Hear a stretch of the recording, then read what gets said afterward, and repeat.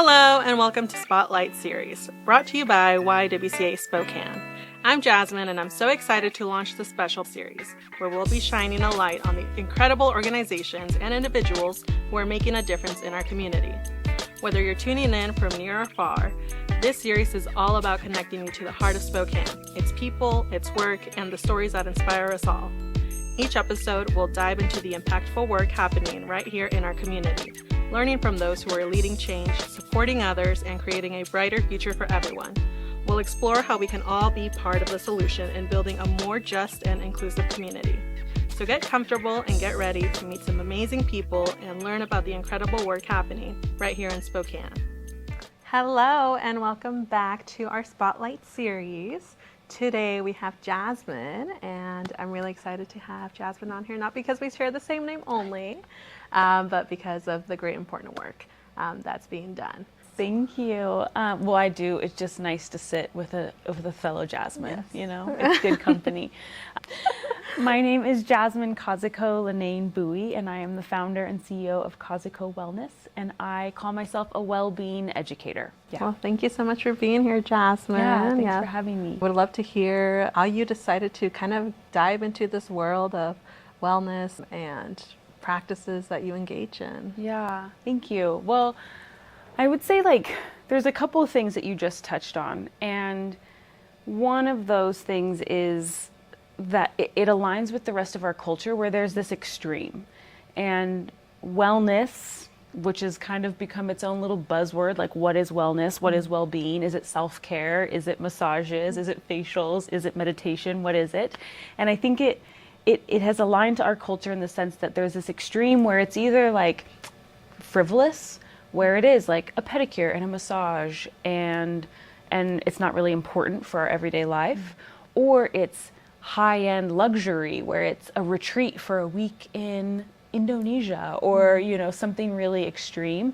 And really wellness is well-being, and it is how we exist with ourselves, but it's also how we exist at work with our friends, with our families, what we eat during the day, how much we spend time in nature, how we spend intentional time with our pets or our friends or our kids or ourselves. So it really is all of it. Well-being, wellness is the route, the channel in which we choose to live our lives in a connected way, as you alluded to. So I came into this work pretty organically, I'd like to think. My journey started back in high school. I was an athlete. I played basketball and soccer. I tore both my ACLs, one my freshman year playing basketball, and then I was like, done with basketball, and I played indoor soccer and tore the other one playing indoor soccer. And I got really lucky with my first knee surgery. I had a surgeon, Dr. Peterson. I don't know if he's still around, but he changed my life. He prescribed me yoga. And this was back in 2006, so it was before yoga was like a hot, cool thing to do. And I was the youngest person in the yoga class. It was probably full of older people and older population. And I had a moment where I was like, ugh, what is this? But I was using my hamstring to replace my ACL, and my surgeon was like, you're really tight. And so I went just for this idea of flexibility, which is a lot of what we think about when we think about yoga, especially in the Western world. And I started going to yoga classes up at North Park Fitness because that's where my family, we were members at the time. And as I got into physical therapy and back into sports, I recognized that it made me a better athlete. I just felt like I knew my body better. And so I continued my practice of stretching, which is really what it was for me then. And as I got into college and had my second knee surgery, I continued a pretty minimal, more I would say sports-focused practice of yoga. But then I also started participating more in the breathwork side of it. And I noticed that made me calmer on the basketball court. That made me calmer in tough situations at school. And so I think it started to kind of click for me that there's a little bit more here. And then throughout life, I I went to Gonzaga University, and then I moved abroad for most of my 20s after I graduated. And yoga is a really accessible thing to do when you can't, when you don't have a gym or something to go to. So I ran and I did yoga, and I had a little yoga book that I carried around with me all over Europe, and would just like find a park and practice. And so I started practicing more mindfulness and meditation, or mindful walking when I was in new cities or parks, and really like breathing in and looking deeply at the buildings and the plants and things that and the people that I was seeing. So it's always just been this like undercurrent of my own personal life. I still had school and work and all these other things that I like to say, like the surface world. And then underneath that was my own personal practice of I'm stressed, so I'll turn to yoga, or I had a long day, or I was backpacking a lot. So it's like I walked all day, so I would stretch before bed, things like that. And so it was, this kind of organic, natural thing that I did. And then there was a point where I was living in Paris, and there was this program called Affordable Yoga, and you could take yoga classes for $5. I know, Wow. I know. And what was really cool is they were all over the city. And this is something I've always wanted to like try to bring to Spokane, but they used abandoned buildings. And so it was abandoned buildings all over Paris. So one, I got to explore the city and go to new neighborhoods that I wouldn't normally go to. And all the classes were taught in English. And so it was a really great mix of people who were trying to learn English. So I got to meet locals, but I also got to have a moment like in my native language while I was traveling. And it was just a gift. I got to try all these different styles, and I fell in love with yin yoga, which is what I primarily teach now when I'm working with yoga. And at the same time, I found this instructor that I really loved, and she encouraged me to do a training. And she also was a Reiki practitioner. So in Paris, I happened to do my first Reiki practitioner training and a yin yoga training. And this was a very kind of wild time in my life. So then I was also, I was continuing to travel, like very backpack shoestring budget. And I actually got the opportunity to do my 200-hour yoga training in India, in Goa. And it was like foundational. It was, $900 for a month of room and board and food and training. Oh my gosh. Yeah, I know, which does not exist anymore or here. Yeah. And so that was an affordable thing that I was like, oh my gosh, a whole month of housing. Like, this is amazing. And I get to do this training. And I was the only American in the group. There was people from all over the world. And so that's how I did my first yoga training. And it really, for me, was this step into like, I didn't always feel like I fit into yoga studios physically, racially, financially. I couldn't always afford to go. And so this was my way to gift this to myself of like, I can take this with me anywhere I go. And then it just kind of continued from there. Like, I've had all of these regular jobs, I guess you could call them. I've been, I have a master's in elementary education. I've been an elementary school teacher. I've been a program manager for nonprofits. I've done lots of different things, and everywhere I go, there's this need to pause and this need to slow down. And there's always been an opportunity where I'm like, hey, I'd love to volunteer and teach a class for the staff, or offer this meditation, or a moment of breath, or whatever it is. And as I moved through the world and kept being unhappy with the jobs I had, I just kept seeing a need for this. And so about 3 years ago, I started a business, and it was just kind of here and there. I'd offer classes. And then like a year and a half ago now, I quit my full-time job and have been doing Kazuko Wellness full-time, because it is that idea of wellness is life, right? Like, we have a choice of how we live. Do we want to live well, or do we want to live unintentionally and detached and stressed and fast? And so if I can bring more well-being into the way that we live, that's what I've chosen to do. So my below the surface life has just become my surface life. Oh, I love that. Look at that. Yeah. Oh, wow. I think what I enjoy about yoga and like all of these like meditation practices, you don't really need anything additional. Like, it's just you. Yeah. Then comes into the question of the time. Being able to provide that in a workplace is like phenomenal, right? To give them the opportunity. Yeah. And then what is the end outcome of that is that they are much happier at work, that they want to be at work. So a big part of my philosophy, coming from where I came from to now, is how do I make well-being accessible? Like, I don't want it to hurt your budget. I don't want it to take all of your time. I don't want you to feel like you have to have, the tightest, hottest pants and all the special props. So when I teach yoga, I often do it with no props. And I do that intentionally. Yeah, we could do a lot of fun stuff with props, but especially when I'm teaching virtually, knowing that people are at home, I use bed pillows as props. And it's like, look at how much you can do with this. How can you let it support your body and help you rest and release? And same thing for workplace. Like, you can do stuff in your chair. You can lay on, I think that's the other thing too, is like, you don't even actually need a yoga mat.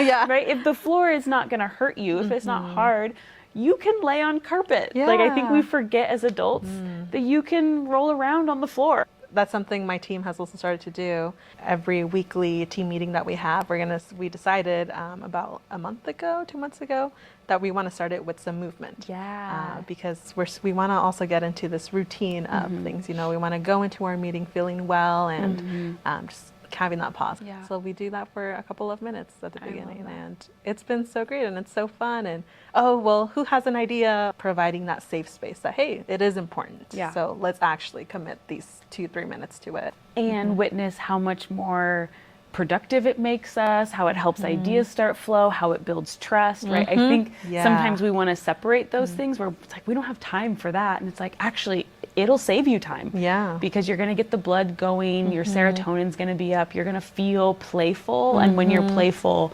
ideas spark, right? You can think outside the box. You can see things from a new perspective. And to your point too, like from breath, play, whatever it is, yoga is one modality. And especially in the Western world, we look at it in a very specific way. But yoga from India, there's 8 limbs, and the physical poses are one of those 8 limbs. Oh, wow. And so within that is also breath and mindset and meditation and actually volunteer work and how you exist in community, how you take care of your physical space. So all of these, we like to think that yoga is physical, but no, yoga is life. And so what modality, what invitation do you need to step into a harmonious life will get you there, will inspire you, will make your team gel or have fun. Yeah. Now I want to go to India. I recommend it. I would love to go back. And that's so true. Going back to the example of providing a couple of minutes with your teammates and with those around you, it's just another opportunity that sparks a conversation. As you mentioned. Do you think you would be as involved in the wellness if you had started in the US versus outside of it? Hard to say. I mean, I don't know. It's hard to separate that part of my life from who I am, because I do think that my time living abroad, and so I lived mostly in Europe. I lived in Spain, France, and Germany primarily, and then I visited other countries in Europe and Asia, and I think it helped me see that, like, we're just all people, and everyone. Sometimes I would have people tell me, like, oh, must be nice, to like live abroad, must be nice to just like forever be on vacation. And I'm like, I'm working, like I'm paying taxes, I'm going to the grocery store sometimes when I can afford it, like I'm struggling with money, I'm trying to get my car repaired, I'm trying to this, I'm trying to that, right? Like I'm living here and I'm trying to do all of that in another language. And that was the first thing that inspired me to go abroad. My first goal was to go and learn Spanish, because I think I've always been a lover of languages, and I'm mixed race, and so I've also just been a very curious person about other cultures. And I remember once being at the grocery store, and there was a person in front of me speaking Spanish, and the cashier was like really impatient and they were struggling to understand each other. And I think the person was trying to get change, And I couldn't help. Like, I just stood there and was trying to like, but I was like, I'm just going to add confusion because I don't have the skills to support this situation.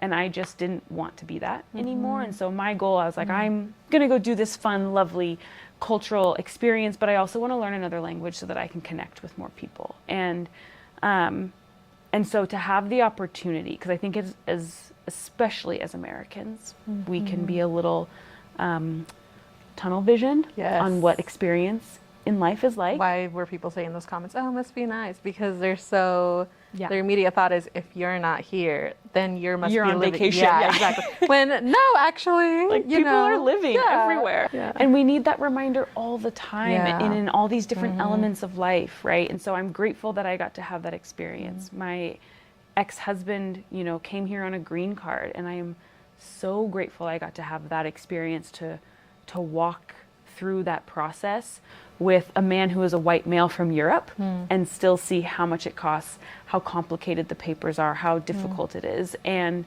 to have a little bit of firsthand experience to give my empathy some education.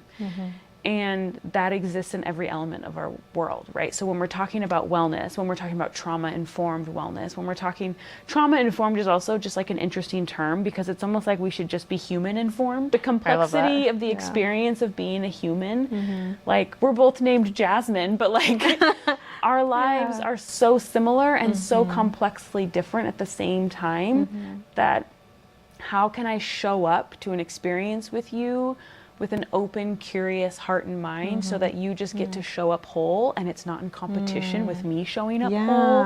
And I think moments of pause, breath, I often talk about like, I call myself a well-being educator, and the modalities I work through are yoga, breathwork, meditation, and experiential play and group activities. But the idea is that, when you get into a stretch, and you feel that sensation and you can breathe through it, there's an opportunity there to be like, this feels like a challenge, just like this other thing in my life does. And if I can breathe through this physical sensation, perhaps I can breathe through this other experience, right? If I'm going through a transition in work or a complication in my relationships, my friendships, whatever, can I like breathe through that? Can I take a moment to pause and experience what that's like? And so it's a nice reflection of that. And at the same time, if I know what it's like, if I can feel in my body, in yin yoga, I've been talking about yin, but I haven't said what it is. So if you're not familiar, yin yoga is a really slow form of yoga. So we'll get into a posture and we'll stay in it from anywhere from 1 to 5 minutes. And so it's a really deep, long stretch. And so I often talk about, can you let your mind and your breath stay present with every changing moment of that posture? Because just like any stretch, what you feel at the beginning isn't necessarily how it's going to feel at the end of it. And that's just like life, right? And that's just like a relationship. It's just like a hard moment.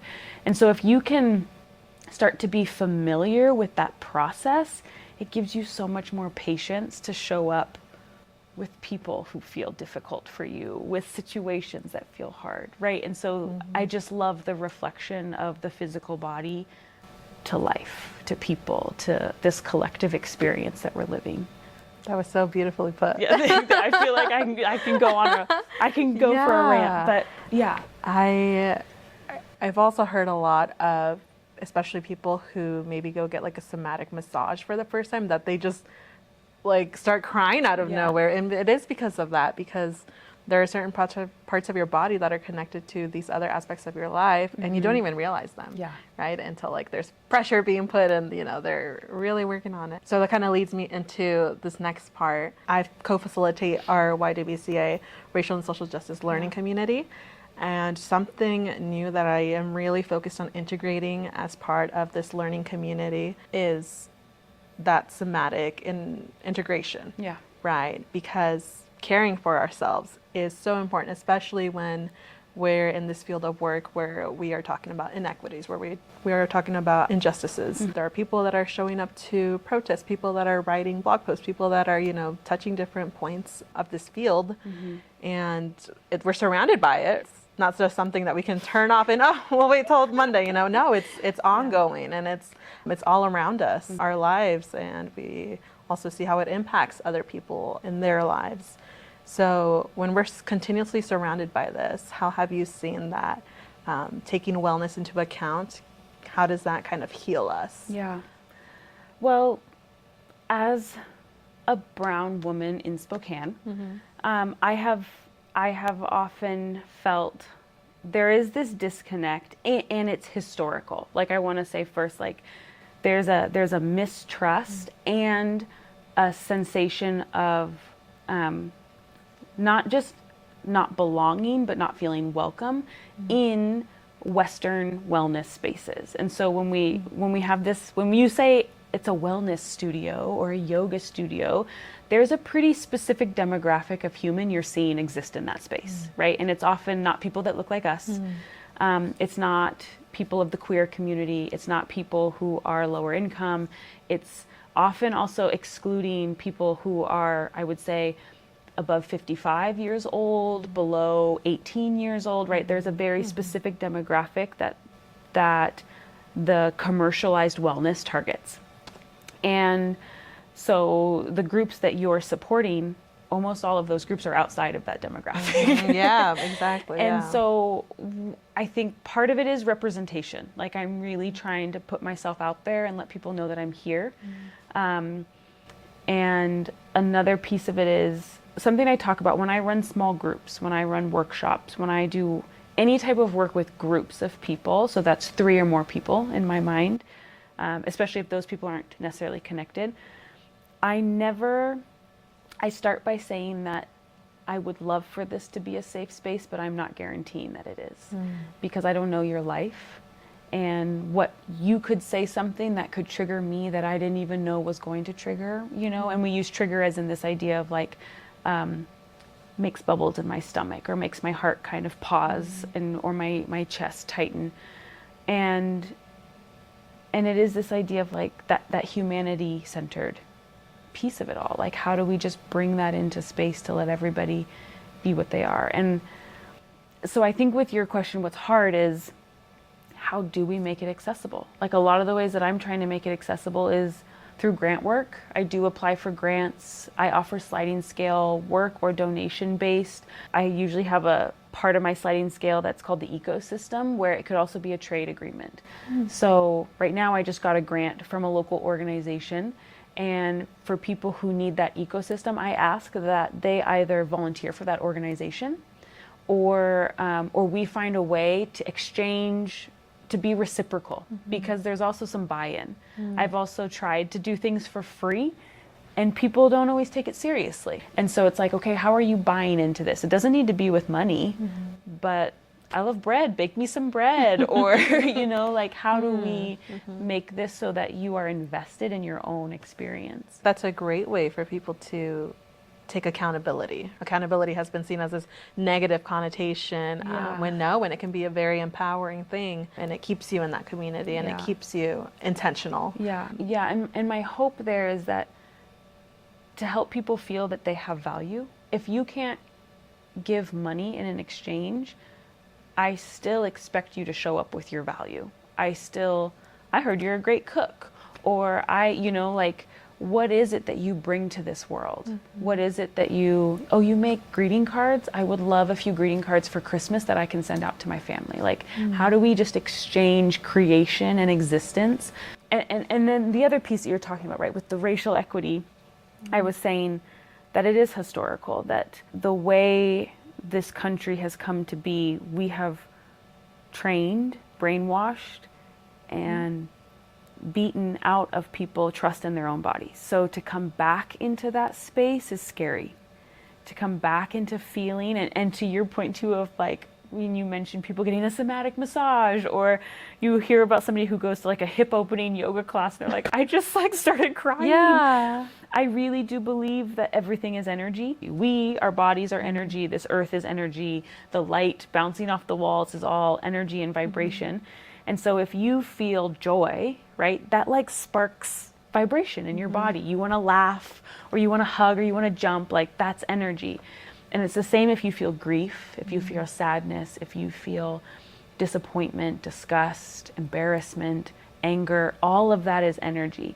And so when we try to trap that in one place and not let energy move, we know the laws of physics, that's when we cause dis-ease or disease in the body. And so it's this idea of like, how do you just let it move? And that's what a lot of somatic work is just noticing what exists here. And knowing that the body and the breath speak a different language than the mind. So that's also hard, right? It's like, you know, you could do a hip posture and then be like, why am I crying? And you want to find a reason so bad, but really it's like, there's just been some stuff that got held here. And can you just like continue to breathe and let it move and let it release? Come into a place where it's like, no, your body is your greatest source of wisdom.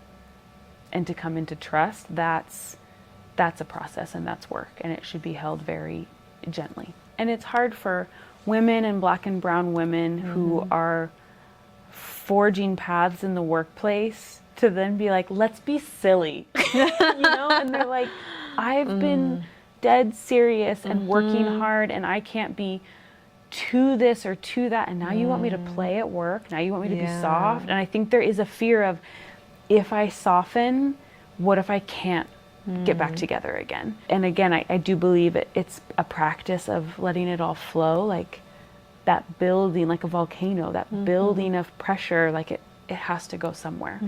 And so I think for women who are in that space, which is most women, Black and brown men and women, people in the queer community, there's a pressure, a holding of how you have to fit into a certain way. And I think spaces of wellness, true spaces of wellness and well-being, should allow for you to just like be all of you. I always say like expand, like just puddle out and be as big as you can be, as heavy as you can be, as soft as you can be, because the earth can hold it. I love that. It's a beautiful quote right there. Has anything kind of challenged you along the way, or challenges that you see others go through? What's the payoff? Because I feel like we all look for a payoff. Yeah, I'm so glad you asked that question, because this one really irks people. The idea, the payoff, I was just asking some students to answer the question of like, what's the point? What's the point of healing? What's the point of growing, expanding, you know, learning, unlearning, whatever you want to call it? What's the point for you? I think what's really hard in this culture of quick fixes and toxic positivity is it's like, okay, I'm gonna go get a massage and go to yoga, and then I'm gonna be happy all day. And the idea, the point, the payoff is that it's not that you're gonna be always happy. It's not that your life is gonna be perfect, but you're gonna have the capacity to handle whatever comes. You're gonna have the capacity to sit with your sadness. You're gonna have the capacity to ask for help. You're gonna have the capacity to say, wow, I'm really tired and I need help. You're gonna have the capacity to say, this loss is really heavy and I need a moment to grieve and to process it. And it is the gift. Another thing that I will talk about with clients is that it is a gift to be sentient. Like this body of ours is sending us signals and messages that are for a reason. And we so often are just trying to push it away. But really, if you've ever had the sensation, if anyone watching this has ever had this sensation where you really want to cry and you hold it in. Like let's say you woke up and you're like, this is gonna be a rough day. And you hold it in and you hold it in and you hold it in. But if you ever just feel that sensation to cry and let yourself cry, it embarrassingly lasts like 30 seconds sometimes, right? Like if you've like, I'm just like, it was this big feeling and offered like 10 tears. And so it is this idea, right? If we go back to energy of like, if you can just let it move the way it wants to move. And of course that can't happen everywhere. Like you can't just always be in the middle of a meeting and be like, I just need 30 seconds to cry. Maybe, I don't know, go to the restroom or it depends what your workspace is like. But if we as a society, as a collective, could practice making space for those emotions to flow, because all that energy you spend holding back your frustration, your sadness, your anger, your grief, whatever, your joy, I think we do that a lot too. We hold back our joy or our excitement or, even our pride, right? Like, oh, I'm really proud of myself. Like, how often do you get to just like feel that to the fullest extent? All the energy we spend pulling that back is stifling our ideas and our collaboration and our patience and our imagination. Like, can we just let it flow? And Let like, it what does be, that look yeah. like, you know? Yeah.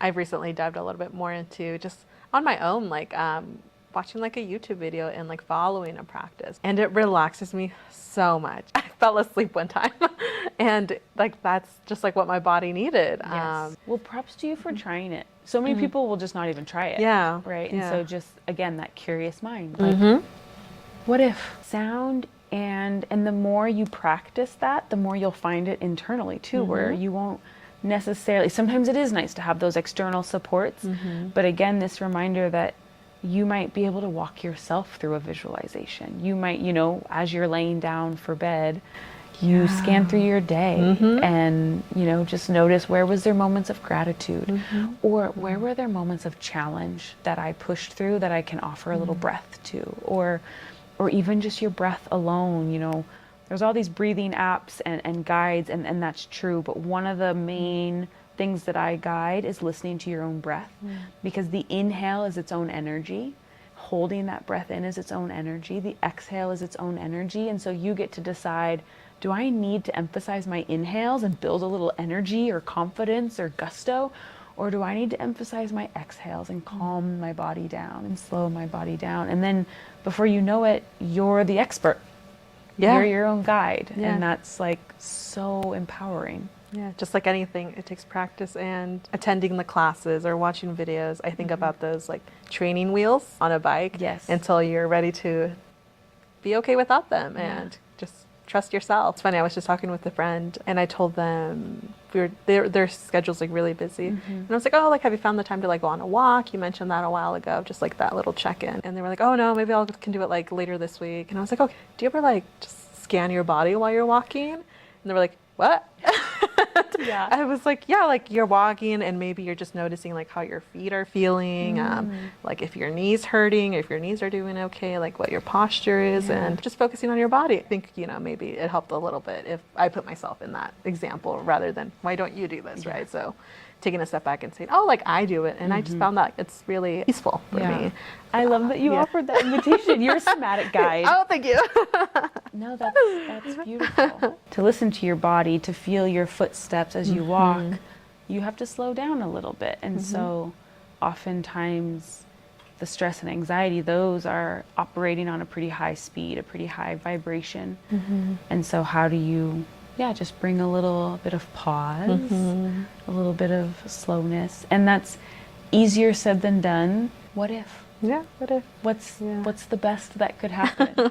Or at least you then get to, you know, it's kind of like what we tell kids. It's like, try it so you can say you don't like it. Exactly. Yeah. Yep. I agree. Yeah. Try it first. Yeah. Usually my next question for people is, how do you take care of yourself?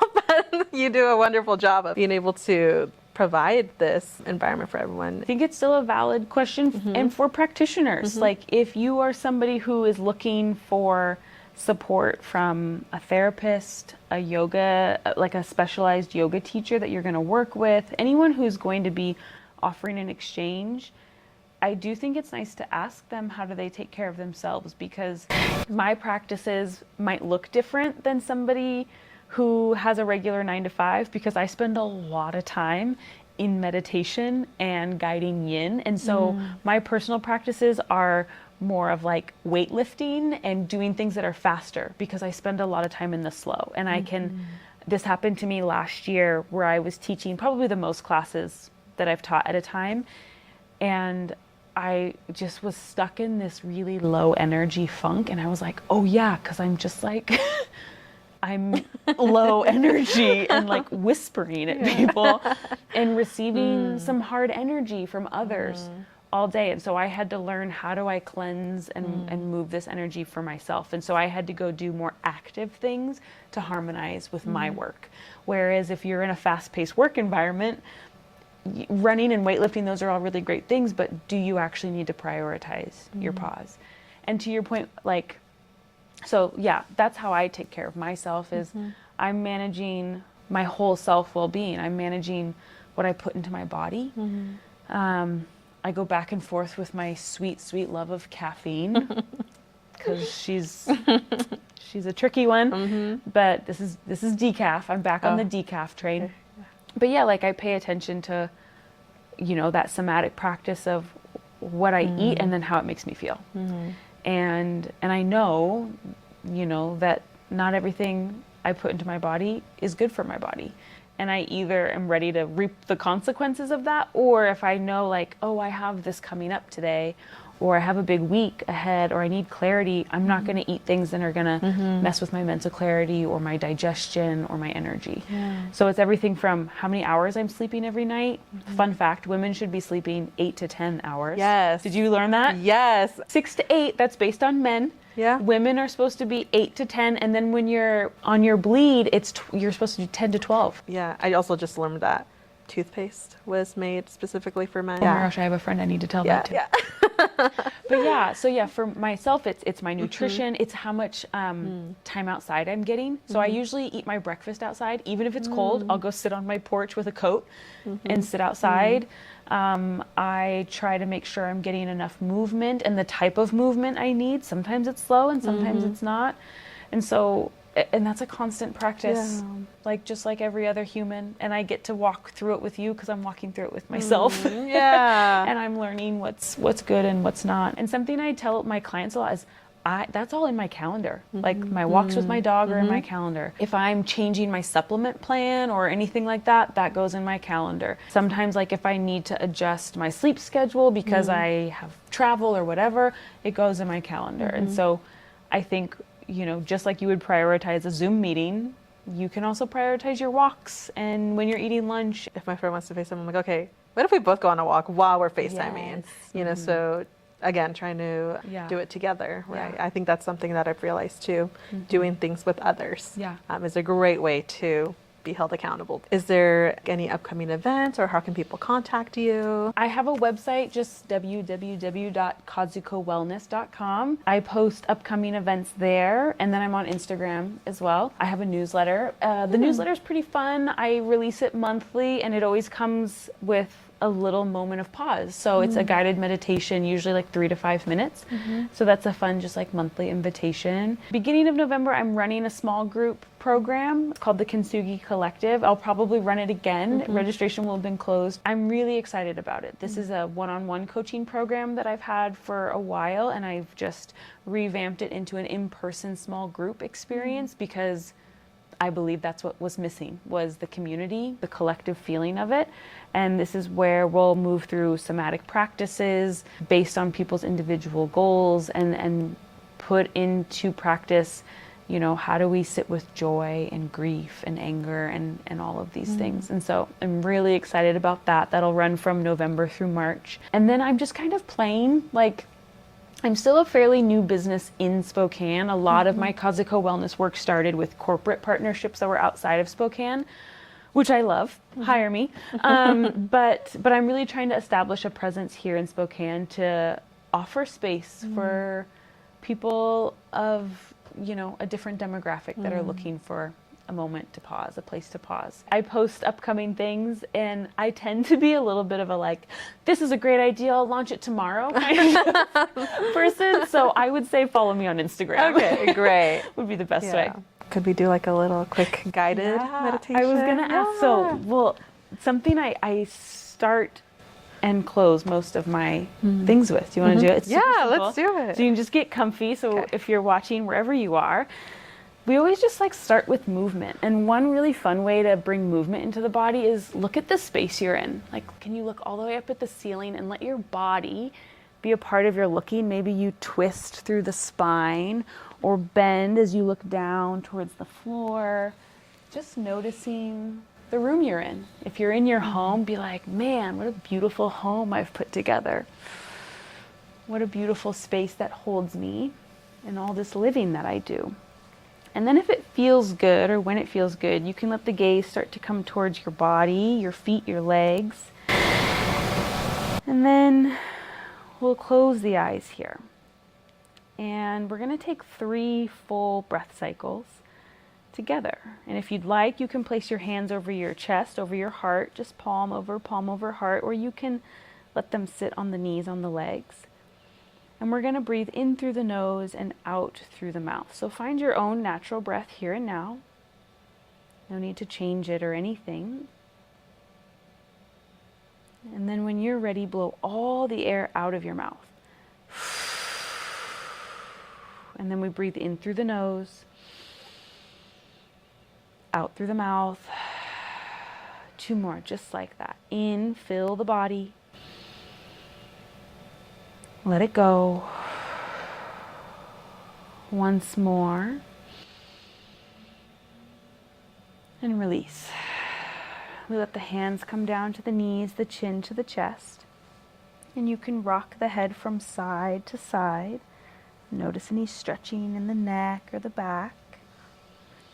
And then slowly we start to open our eyes and we see first this earth below us. Send gratitude to this earth, the surface that supports us and holds us in this moment. Gratitude to the earth for all of its resource, its wisdom. It is us and we are it. We are made of the same elements of this earth.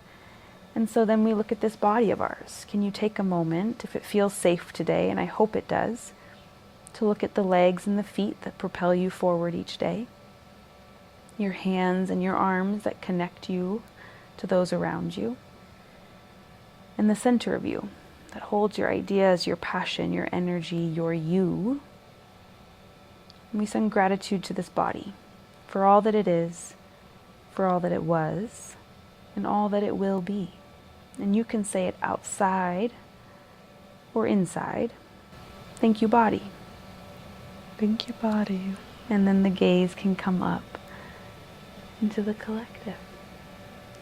Thank you for having me. Thank you for being with us, Jasmine. Yeah, this is so fun. Yeah. And thank you all for joining us today. We'll see you next time.